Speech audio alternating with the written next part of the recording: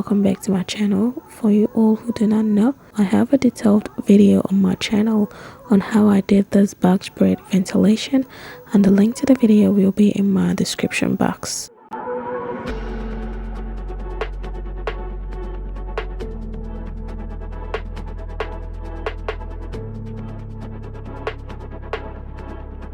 I just go off camera and sew down the closure on the wig cap, and this is what it's looking like.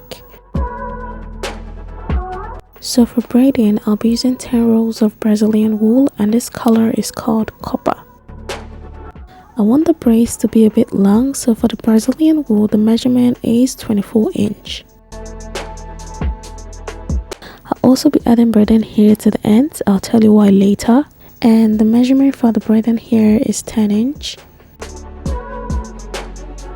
So before I start braiding, I like to feather out the ends of the Brazilian wool so that when I add the braiding hair, it will look smooth and not rough, puffy or messy. Now I'll just go ahead and do the individual braids on the line first, because these ones are the ones I'm going to be adding at the back and the side of the wig cap.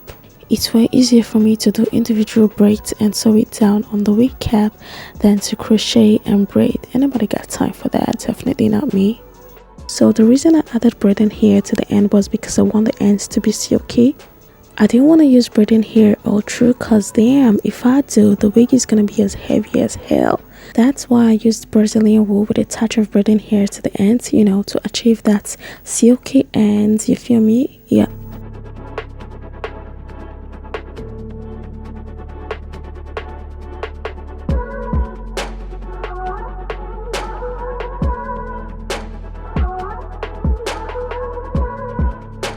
So now I'm gonna start doing the box braids. As you can see, I've done some off camera. So to start, I'm gonna braid 4 times. 1, 2, 3, 4. Then I'll add the Brazilian wool, and when I add it, I'll just braid once, twice, then add another one. That's how I'm gonna be adding it till the 4th one. That is to say, I added Brazilian wool 4 times only, and each one I add is about 3 strands of wool. So 3 strands of Brazilian wool times 4 times of adding equals to 12 strands of Brazilian wool. That is to say, each braid has 12 strands of wool in it. I hope you understand my explanation.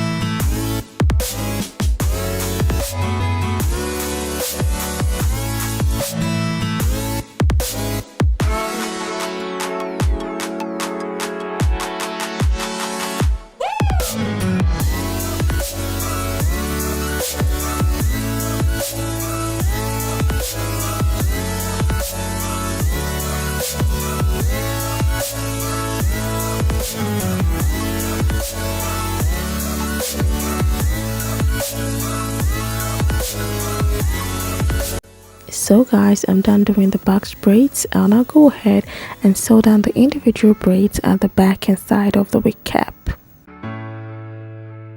For sewing it down, I'm gonna be using a big needle and a sewing thread, and as you can see, I've started sewing already. So what you're gonna do is to sew once on the wig cap, then put the needle through the small loop at the top of the braid, then start sewing it down on the wig cap. I sew mine 4 times, then knot on the 5th one.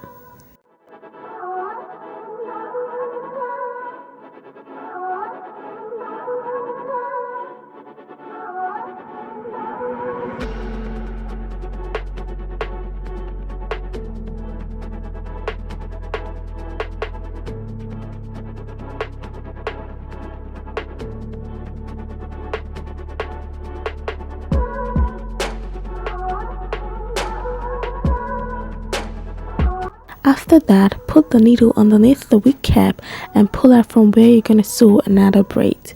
And when you pull out the needle, make sure you're not pulling it too tight. Let the thread be straight as the first one you see I did, or if possible, make it a bit loose.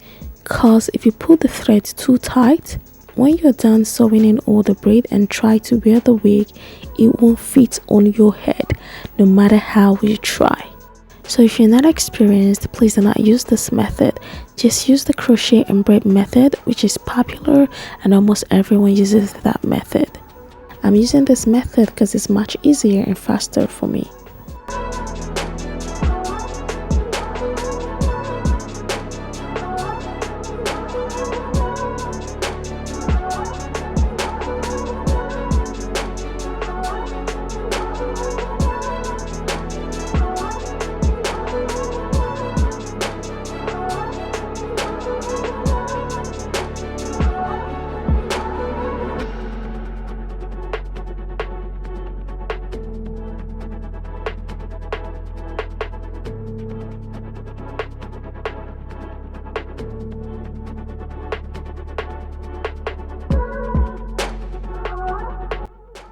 So guys, that's all for now. I'll go ahead and do the rest off camera, and this is what it's looking like. Damn, I'm so proud of myself.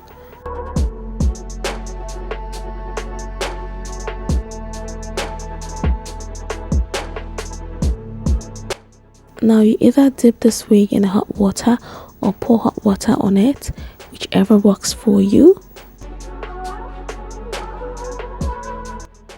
So this is the next day. Let's go ahead and install this wig.